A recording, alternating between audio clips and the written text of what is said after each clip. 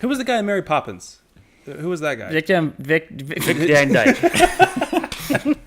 Dick Van Dyke. That guy. It's Dan Dude, Dyke. I'm coming off like a genius in this episode. What's the word with the tation on the end? That's my Van Dyke. That's Vic Van Dyke. Moron. Well, that cup does reek of Jack pretty strongly. You like that? Oh, well, that's because it's all Jack. Yes, it is. Okay, so today we're going to talk about bad influences, but before we get into that, have you guys seen the trailer for the Once Upon a Time in Hollywood, the new Quentin Tarantino movie? Have you guys seen that? I have. It No. looks pretty freaking awesome. Did you say yes or no? No. Where have you been? What have you been I've been doing? watching the Sonic trailer over and over again. the one that they're completely redoing because the graphics were so bad? Yes. But I don't think the graphics are going to save that movie. It's not like, oh, I watched that and I go, the worst part about this is the graphics. I go, this movie just looks terrible. Well, at least now they have a chance. Because before, I just saw a few headlines. I'm not up on my Sonic. Your Sonic news. You don't subscribe to Upcoming Sonic movies. Magazine? Yeah. Sega Magazine? Upcoming Sonic movie magazine.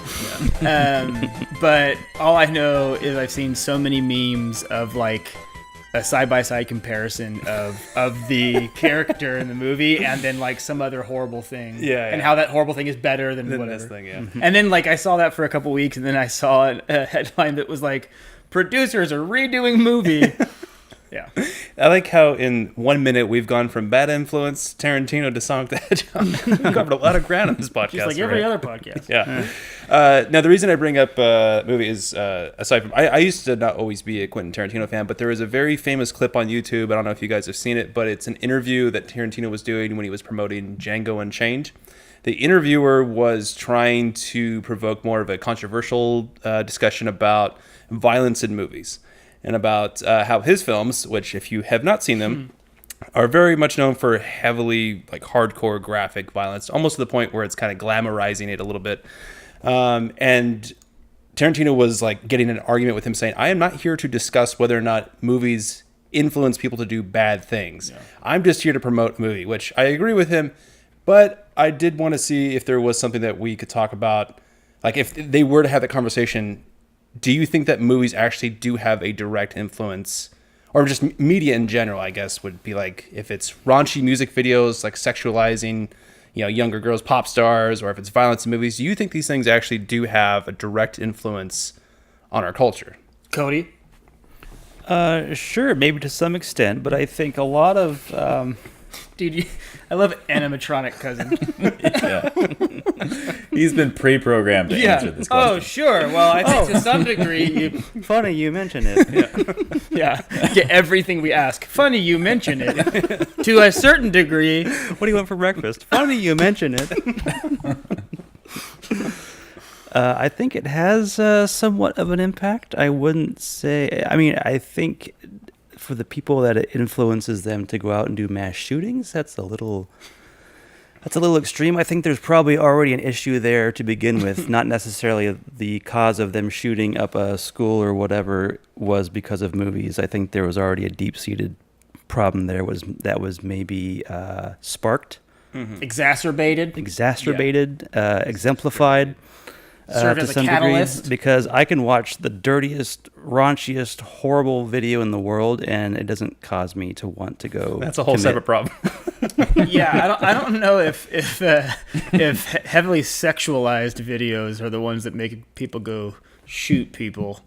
Well, Well, like, people can be influenced. Yeah, I know. Well, these people are like... it makes me want to shoot myself sometimes. Like we could probably all agree that obviously there is influence to some extent from whatever it is, be it a raunchy music video, violent video game, or whatever. There is some influence to some extent, but I agree with Cody that to take it to its extreme where it's I now have to do that I see, that's a whole other thing that I think was already underlined there.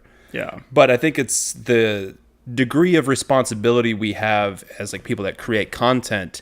Do you think that there is a line that gets crossed more often than not when people are creating these things? I.e., like in a Tarantino film, like someone's head's getting bashed in, and it's like we laugh, like, haha, that's funny, but you kind of go, well, that's kind of morbid and like kind of. I don't. People who create content, I don't think are any more or less responsible from people who just are like leading their lives in a certain way, meaning it's no more that person's responsibility to create good or bad content as it is for the people.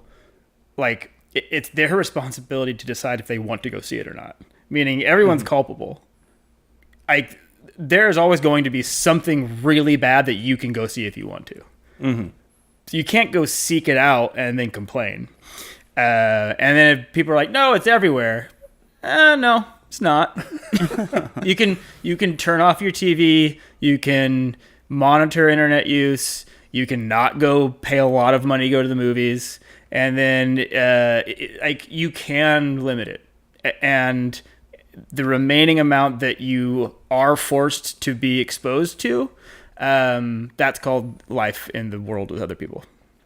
And it's up to you to educate yourself. And I think a big factor in it is that, I mean, people who are going to see those movies know that it is just a movie and it stops there, right? I mean, I think there's a reason why, we don't let 10-year-olds go to see Quentin Tarantino movies, because maybe they're not fully developed and they're not really distinguishing, maybe not 10-year-olds, but like a 5-year-old distinguishing what's real, what's not. And us, we can go into a movie and say, and clearly distinguish, okay, we're not thinking like, oh my God, I have so much empathy for that person who's getting his head bashed in. We're just thinking, this is funny because like they're filming it in this way to make it like this dramatic for this purpose of this movie or whatever. You know what I mean? Right. So it's for entertainment purposes only, not to like brainwash us into being like these evil drones that then go out and buy bats and try to bash people's heads in. Do you think that we've become more desensitized to violence in the sense that, like, now if you watch Saving Private Ryan, you're like, yeah, that's kind of graphic, but we're also used to it now. Do you think that's a good thing that we've become desensitized to it? I don't think it's a good thing, but I think it's probably all in all, it's probably a bad thing, but I think it's marginal. Because in the end, to Joel's point, we can watch that movie now and be less affected by it than maybe we first were.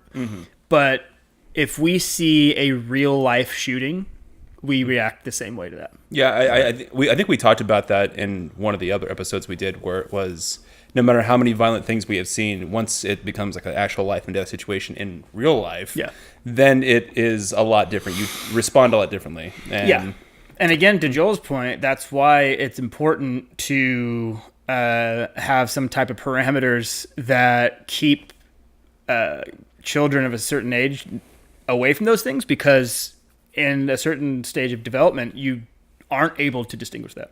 And so it will affect how you think about those things in a potentially really negative way.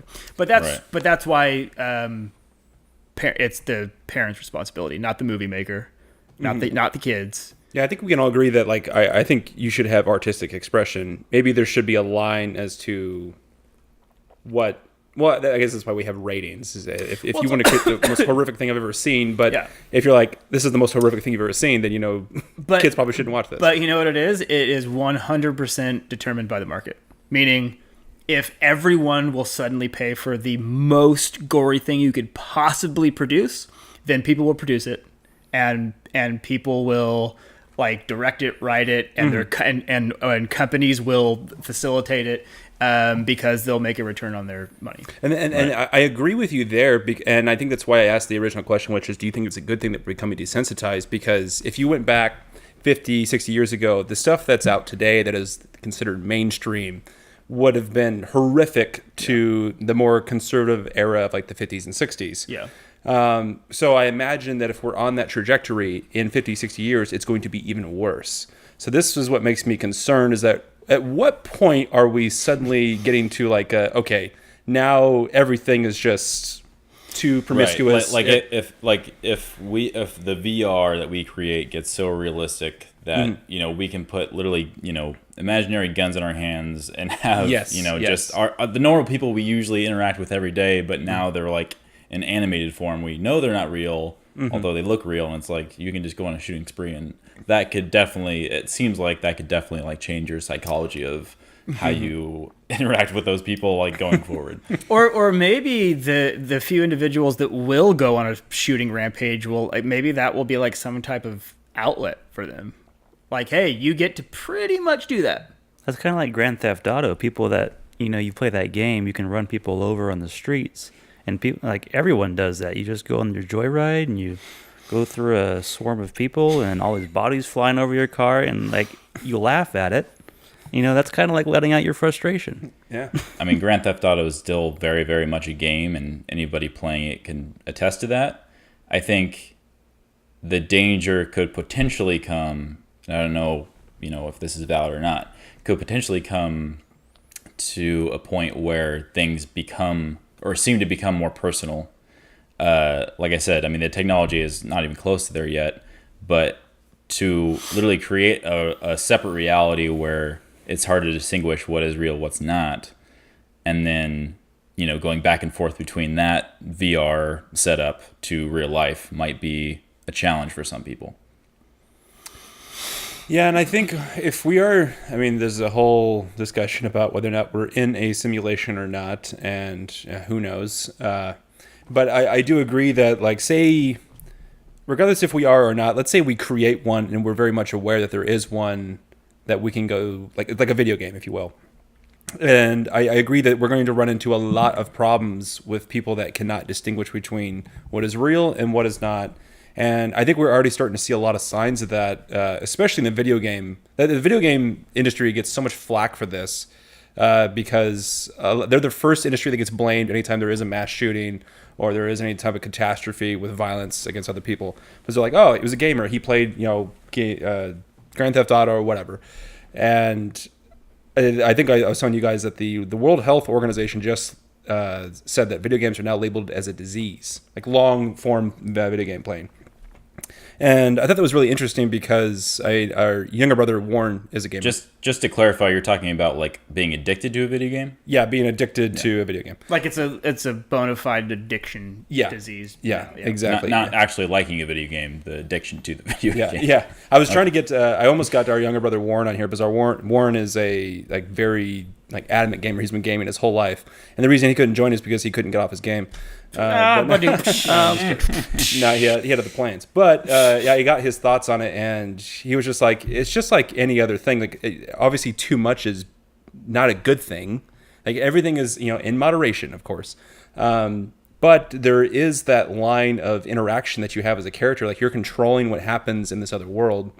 So if we bring that into reality, I can see how the lines will get blurred a lot there, and there will be a catastrophe of violence that's going to happen. Well, I think as there's a difference between a VR environment being available to you and then not being able to actually at any given point distinguish between one or the other. Because if you put in front of someone back in the olden times, like a modern day video game, to them it would be probably like the same, not the same, but it would be shocking to them how realistic those games are, and they would probably have kind of the same discussion. Yeah. Like, is that so real that you won't be able to determine blah blah blah? But in the end, I don't necessarily think so, because we were talking about it a minute ago, which is despite how many Tarantino movies we watch, we react the same way to a real life shooting as someone in 1800. Viscerally, you realize a difference between this is fake and this is real. And so if you're in a facsimile VR environment of a real environment in a VR environment, then as long as you know that one's fake, it might affect you more because it seems more real, but I still think you have that toggle where the second you know something is real, you revert back to no matter how desensitized I've become, I have that trigger in me that reacts differently to a real thing. I agree.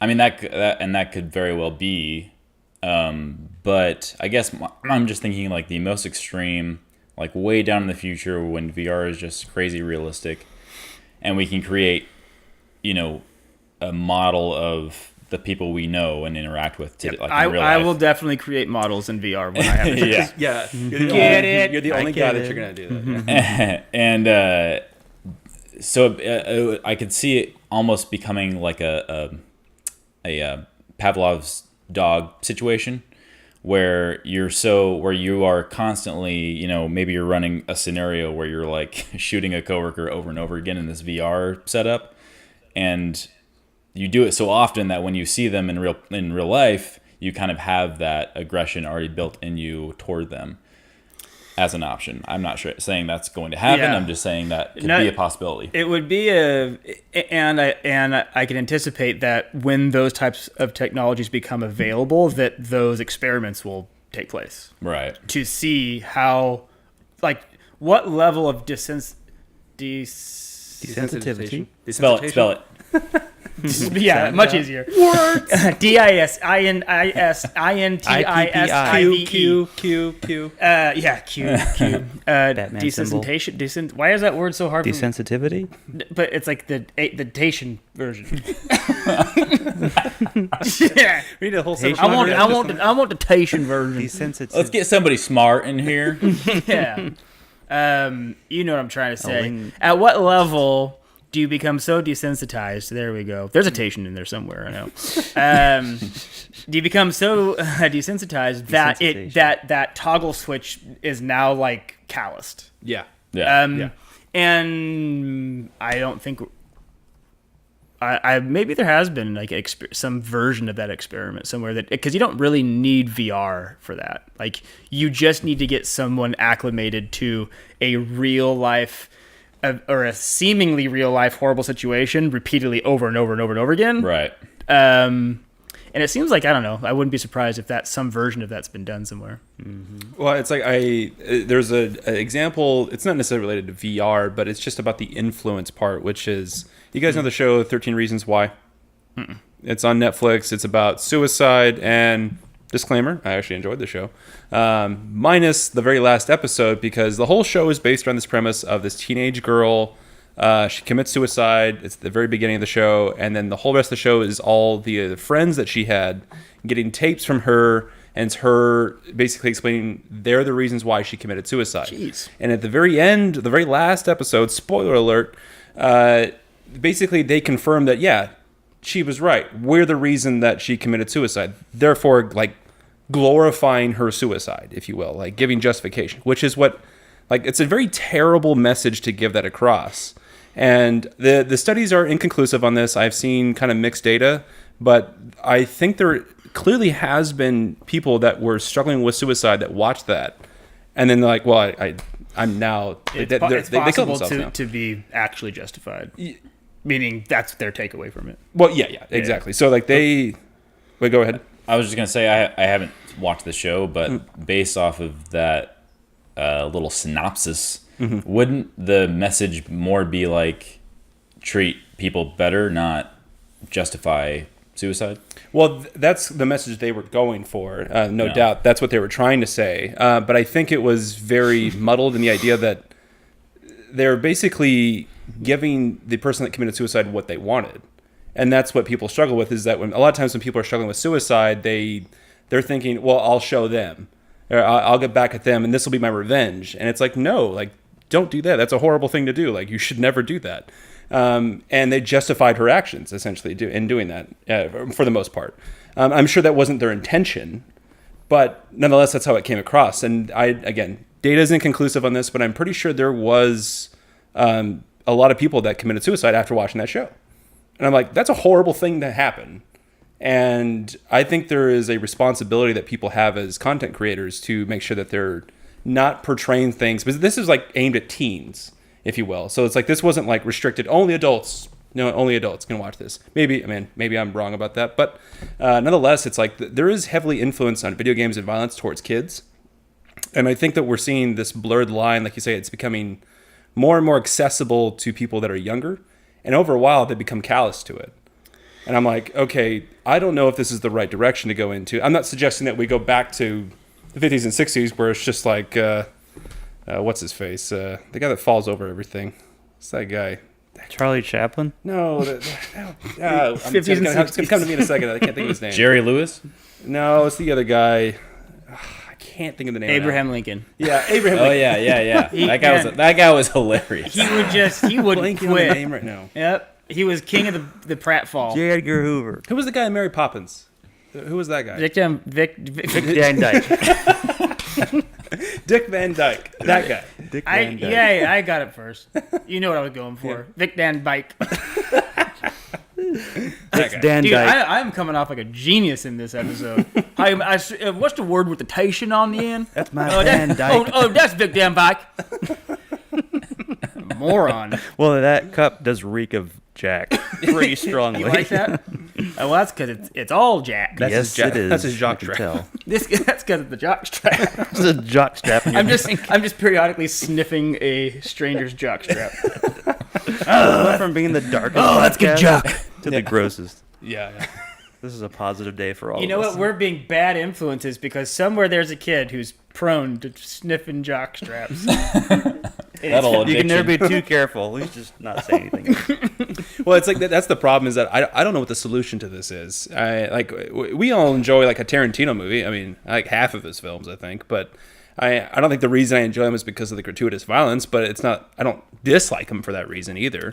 But I agree that maybe this is like a case of there's a saying in law school which is hard cases make bad law. So the extreme cases always make it to where it's like, well, we should create a rule that says like you can't have this and anything. It's because a few cases of people taking it to the extreme or Well, it's like the old saying, like, don't let the one weird orange shape the lot of them. I don't. Oh yeah, I've never heard I think that was also Abraham Lincoln. Well, now I'm going to lean into it. That was Reagan that said that. You know the saying. You weird shaped orange. That's when you knew you were going to be fired from his cabinet as a cabinet member.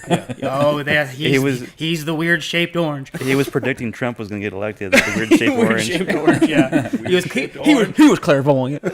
No, yeah, you let one bad apple spoil the bunch. That you guys know. Okay. You know what? Well, like, look, there is a time, I think, through some type of like regulation or law limit what's available to the general public. But I tend towards the more free market side of things, meaning no matter what, if you decided to outlaw all pornography tomorrow, and you had pun intended, stiffest laws. Get it? Because the oranges. Explain in detail. Show pictures. Well, if you look at Exhibit A, Where's the Asian in this one? and so, and you could have the most stringent laws for those who violate it. I guarantee you can get porn, because it's just like drugs. You know, everyone says the war on drugs is like a joke. If you want heroin, you can get heroin. If you want coke, if you want whatever, like you can get it. If you want pills, it's even easier. You just go on the internet, apparently.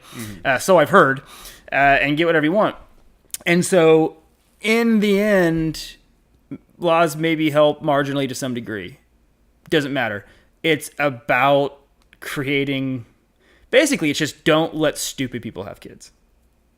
Well, I like after all that was the conclusion. but think about it. It really is. Or have some kind of community structure that isn't just there in case. You need like a program that goes out and identifies stupid parents. Like you need to go to them and knock on their door and have some kind of test they have to fill out. And they'd be like, nope, fail, take your kids. Well, I agree that the social fabric is the way to go about it. If you want to promote morality, if you will, and good ethics, that's got to come from the social fabric, not necessarily laws. I mean, I don't want to get to the political sphere here, but like I agree with you that if people want something, they're going to go get it, especially if they really want it. I don't know if there's a deterrent of law that makes you go, well, like if someone's going to murder somebody, they don't stop and think, well, that's against the law.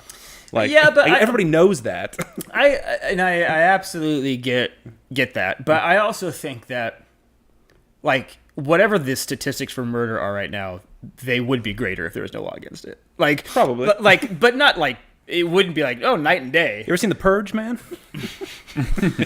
Only after every meal. Oh no! Speaking of addictions. So, like, there would be some type of increase, marginal, yeah, but that's at the extreme. There'd be other things where if there weren't laws, it'd probably be a greater increase, and so there is a time and place for that. And just because you don't think the law's like going to make a huge difference doesn't mean it's always just what you call laissez-faire.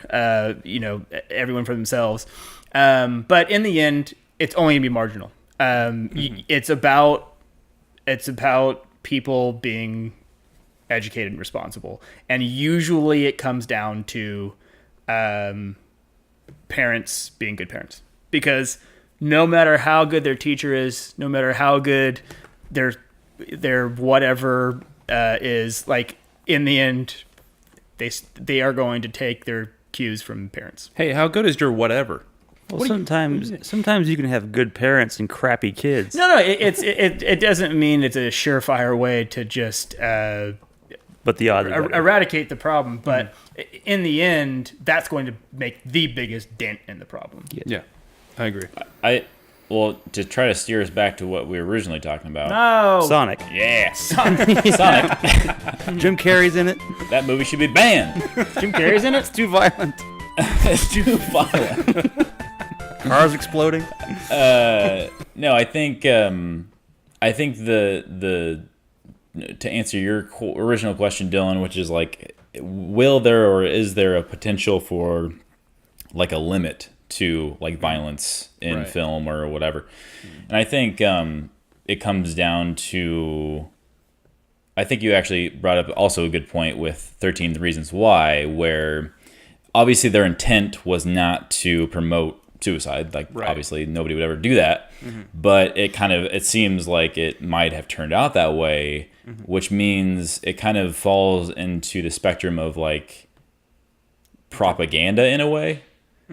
If that makes sense. I mean, obviously I'm not saying 13 Reasons Why is propaganda. I'm just saying, like, to the point where if you're watching something and you feel like it's promoting, like, hey kids, this is how you kill somebody. Yeah. Take this knife, stab it right here. Then that would be, yeah, exactly. That would be the limit. But if we're just going to continue on this entertainment path of like, no, it's just fun to watch, a Nazi get his head bashed in, then, it is what it is.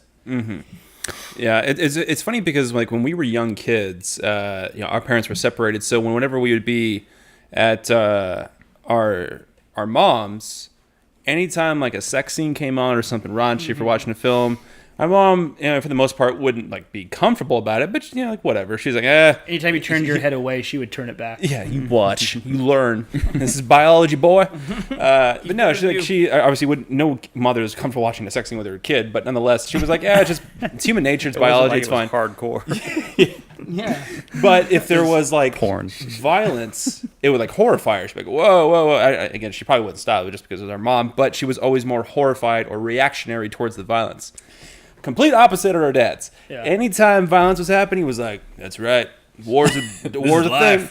But anytime any woman was about ready to take off her blouse or something, he'd run to that VCR and fast forward that sucker or shut that off. That was the same for my parents, and language especially. My mom would be like, Yeah.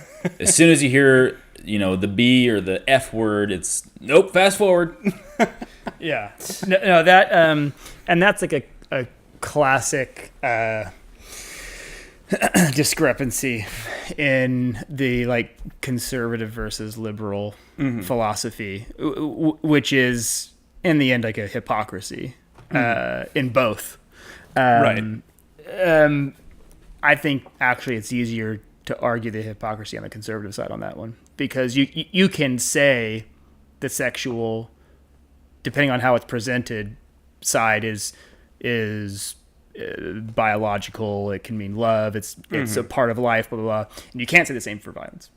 Yes. And so it's far more hypocritical on that side. But it's like it's very telling.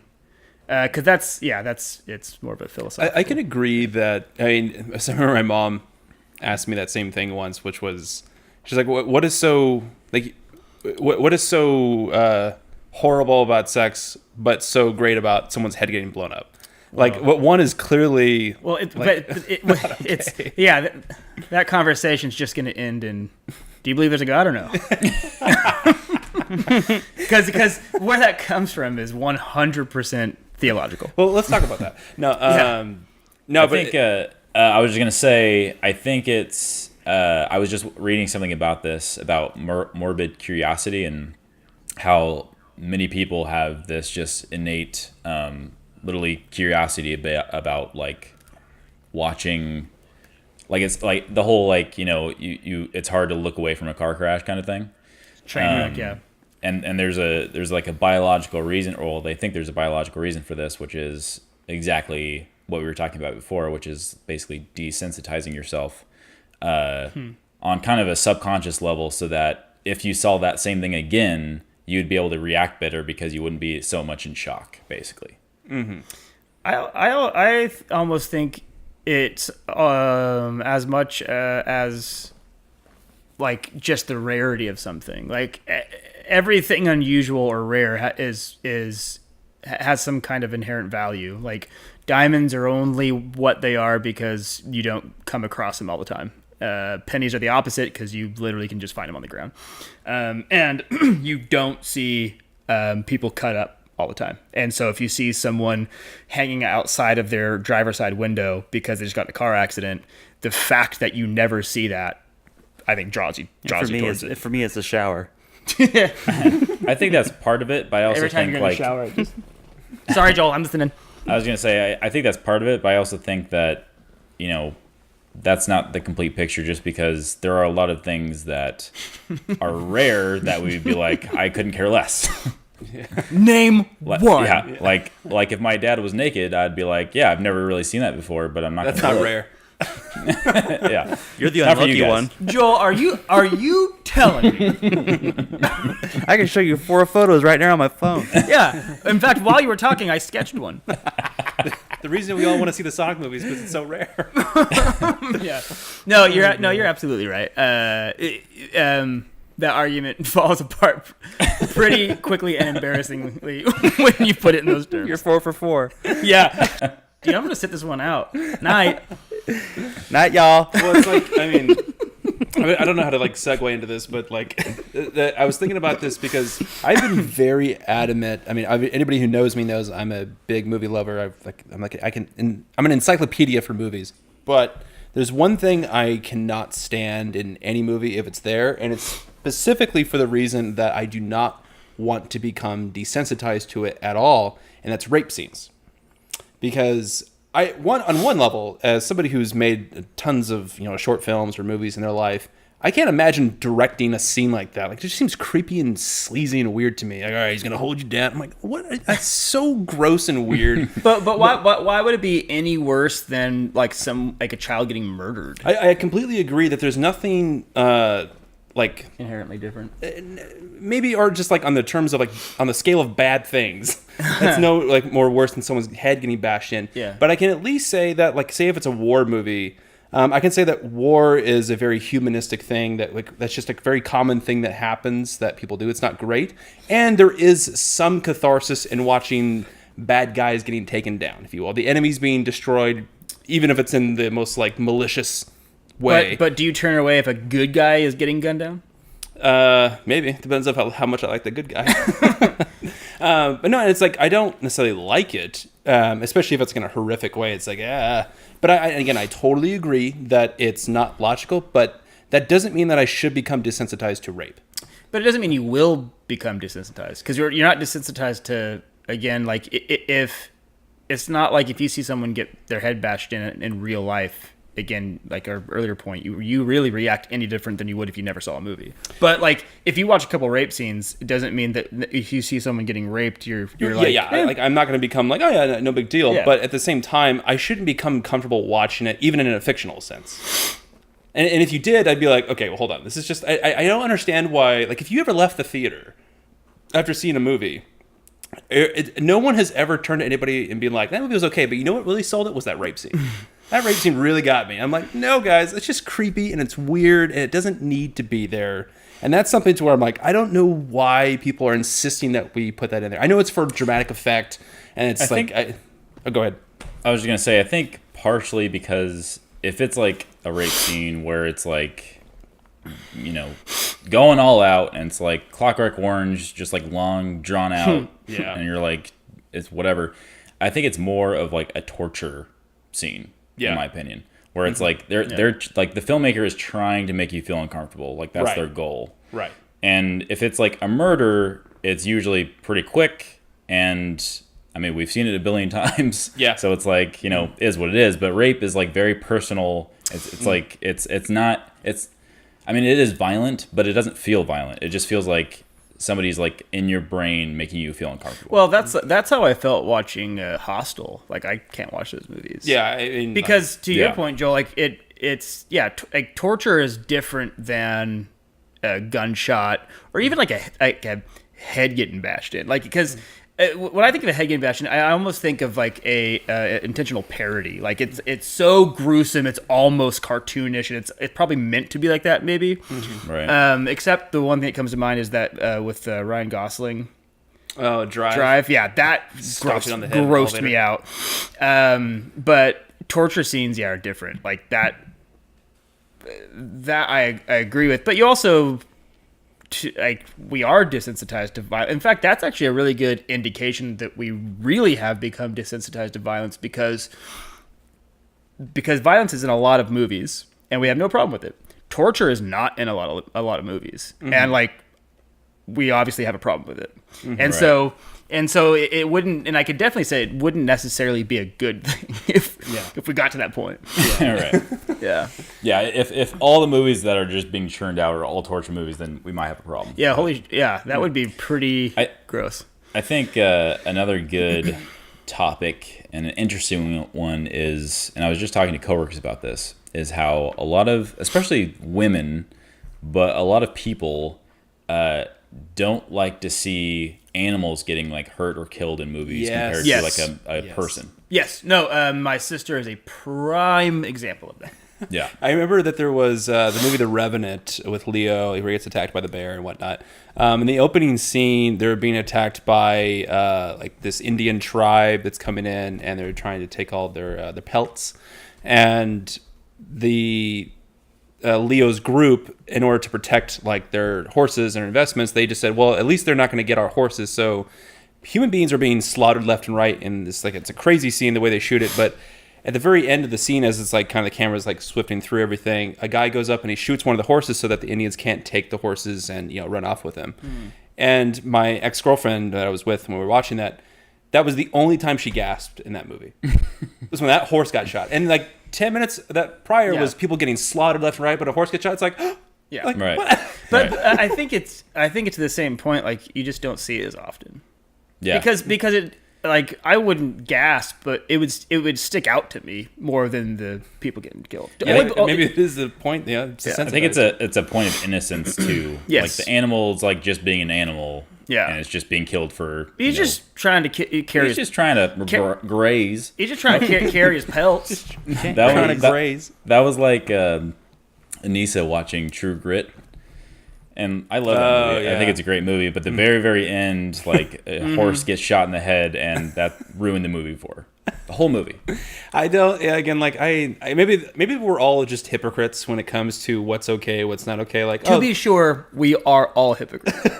I'm pretty sure. That I can guarantee you. But I guess it's just like, does that mean that there's just no standard for what is acceptable and what's not? No, I think it's actually very apropos of what our topic is, which is it comes down to being desensitized or not. Because you almost, I would say in 50% of the movies, you see someone get killed by a gunshot from being punched or thrown off a building, whatever, hit by a car. And so it just doesn't stick out, and we are literally desensitized. We aren't that way to animals getting killed or people being tortured, because that isn't in 50% of the movies. And so if it was, I think we wouldn't be talking about it. So it's like a testament to the fact that we have become desensitized. And like, I don't know. I don't think that's the main problem. I think, again, there's other things that are worse influences on people, and those things are just maybe the catalyst. But I also don't think it's a good thing. Well, I guess it's definitely not a good thing that we're desensitized. Well, I guess that's like what I'm trying to figure out is if we can agree that these things are not good, no matter how much we enjoy maybe one more than another one. Could we at least agree that some of these things for sure are bad? Like everyone could universally agree, pornography for anybody that's under the age of 18, not okay. We're all pretty much in agreement on that one. And then after that, it's kind of like a great. I'm channeling my 17-year-old self. Yeah, 17, Josh. Yeah. How dare you? You weren't old enough. No, but like in terms of viewing, like if we had to make a law, if you will, or maybe not a law, but just a general moral ethic rule that's like, no, this is not. If you were a parent, if you will, I'm trying to figure out like where we could draw the line and say, yeah, no, not okay in this regard. Because after that, it's like, all right, then it's just a bunch of gray area here we're talking about. It's like, it's okay to see someone's head get blown off, according to my dad, but, you see one boobie and turn that movie off, Booby. You see two boobies and then it's all over. It kind of worked out for you guys because you had best of both worlds. So you could watch the same movie with both parents and see the whole thing. I didn't think about that. We didn't think about that. I thought about it. I watched it in the dark. Yeah. The TV was off. The lights were off. If each of you was at the other parent's house, you could just talk to each other on the phone and describe violence and nudity to each other. What's it like? What are they doing on the screen? Yeah. No, I mean, this gets into the whole, in a similar vein, online porn. Because if you think about like what you used to have to do to find pornography, like you had to go To a 7-Eleven. Hike a mountain in the snow. Rob it, leave the cash, and just take all the porn. No, you actually had to get dressed. Go into your dad's closet. Go to your dad's closet in your Sunday best. Excuse me, Father. I know you're having closet time. He wouldn't let you in without that Sunday best. Yeah. Get out of here, boy. But yeah, you had to leave the house. You had to go interact with another human being for the sole purpose of purchasing pornography, and you had to like exchange pleasantries. Oh, thank you. Yeah. When Joel and I used to work at the video store, I was the oldest male working there at a certain point, so they put me in charge of the adult section. So I was like, all right, this is the weirdest position. We call I've that ever had to be in. Ventura's Fukushima. Yeah. No one can go in there. Yeah, no one can go in there. He still has respiratory problems. No, but I just remember like there would be like it used to be like a running joke we'd always have, like if there was one customer left in the store, it was always the guy that was back there. Yeah. And he'd come up with just like this like bag full of DVDs and stuff they didn't want to rent, and you're just like, oh my gosh, dude, Forearm just ripped. But to your point though about like porn's so accessible now. That I was telling Joel about this last week when we were at the park that I think it was Joe Rogan that said it on his show. He said if they stopped making porn today, It's Louis C.K. Like, if they stopped making it, they'd still have more. Yeah, you still couldn't watch all of it. More than enough. Yeah, he was just like, I think we can stop making it. But that just goes to show that maybe it's the market thing where it's constantly in demand. People it's always a market thing. Well, it's like everything bad that's out there in the world is only a reflection of us. So if there is a crappy politician, it's because stupid us voted them in. Us, I'm using the royal us here. If there's really horrible food chains everywhere, it's only because we keep shoveling our money in their laps. And if there's really horribly bad, influential content constantly being produced, it's only because we keep screaming, please, please give me more of it. And I don't think that the question is so much Literally. like, I mean, obviously the demand to do things that we know we shouldn't do, it will always be there. In The my question, loins. what? What? And the question should be, the question has to be, where do we say, no, these impulses are not good things and we should not satisfy them. You're a free individual. You can make money where you please, and maybe people will always sidestep those moral ethics. I mean, of course. Well, they I will. know, but that's okay. Then, but you get into the whole. All right, says who? Under what authority are you saying I should not do that? And then the debate's endless. It just goes on and on. Yeah, It's a morality. Well, question, no, I suppose. because it's on what grounds should I not watch naked people have sex? Like, because of the Judeo-Christian philosophy, maybe I don't subscribe to that. And you're like, well, guess what? Doesn't matter. It's right. And I have a gun. And I'm bigger than you. And I have 10 people behind me with guns. And so guess what? Now you have to do what I... And so then it's just go... Yeah. So, It comes down to whoever has the biggest gun. Yeah, most of the time. It comes down to whoever has the power to make laws. But... Cody has the biggest gun in this room. Are we talking Show us. literal? Talking literal or This is a weird podcast.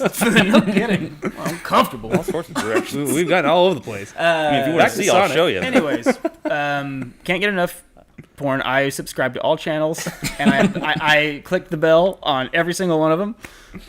Click the bell. Notifications. Come on. You don't know YouTube? Come on. There's porn on YouTube. Probably is somewhere along those lines. Yeah, it's but anyways, the point I was making is like that has like whether you think it's bad or good, moral, not immoral, whatever.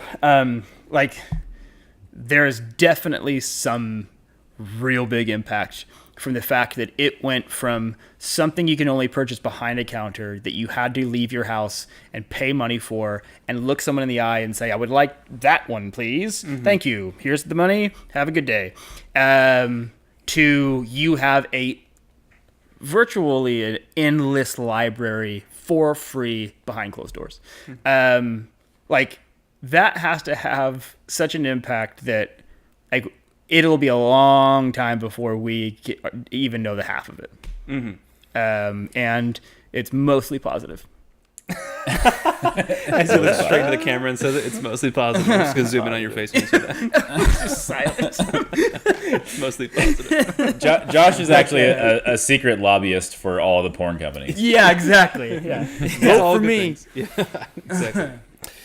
Well, I think that's all we have time for today. This was a very weird podcast. Yeah. Dark and strange. It was Wasn't very it? strange, but Cody did a good job though. He did. Yeah, I hung Really in did. there, didn't I? Yeah. I made No pun myself, intended. I embarrassed myself, and then I made myself laugh super hard at one point. So all in all, success. It was a great time. Overall, pretty good. But if you are still listening or watching, you should subscribe to our YouTube channel. Check us out on social media, our social media accounts like Facebook, Twitter, and Instagram. We are on iTunes and SoundCloud. We do these every week, so you should keep coming back and see some more of our stuff. But if you don't want to do that, fine. I don't know why you stuck out to this Jerk. point. Yeah. What's Stop up? watching. But anyway, have a good rest of your day, and we'll see you guys next time. Bye. Get out of town. Get out of town.